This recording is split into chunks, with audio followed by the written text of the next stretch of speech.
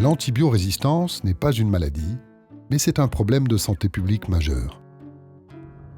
L'antibiorésistance, c'est la capacité d'une bactérie à se multiplier malgré la présence d'un antibiotique. Certaines bactéries sont naturellement résistantes à certains antibiotiques, alors que d'autres, normalement sensibles à un antibiotique, peuvent devenir résistantes. Deux mécanismes peuvent expliquer ce phénomène. Dans le premier cas, le chromosome qui porte le matériel génétique de la bactérie mute sans raison.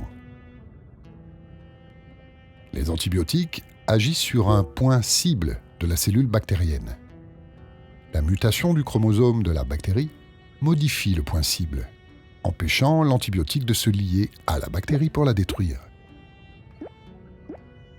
Lorsqu'ensuite la bactérie résistante se réplique, elle transmet le gène de résistance à ses clones. Deuxième cas, les bactéries disposent d'un autre moyen pour apprendre à résister aux antibiotiques. Lorsqu'une bactérie résistante entre en contact avec une bactérie qui ne l'est pas, même si elle est d'une espèce différente, elle peut lui transmettre son gène de résistance.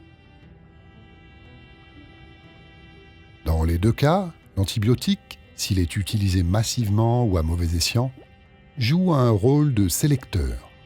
En présence de l'antibiotique, les bactéries résistantes se multiplient alors que les bactéries dites sensibles sont éliminées.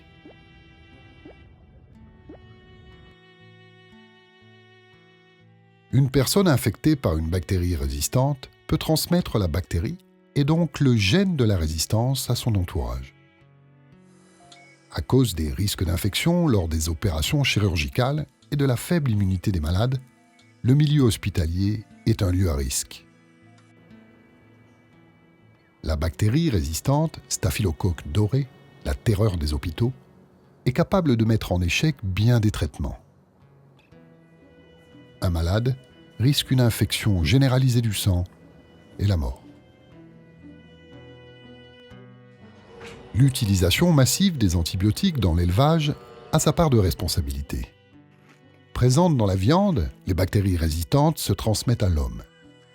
L'avoparcine, un antibiotique utilisé comme stimulateur de croissance chez l'animal, a contribué au développement à travers le monde de la résistance à la vancomycine, son équivalent pour l'homme, et surtout l'un des derniers antibiotiques vraiment efficaces contre le staphylocoque doré.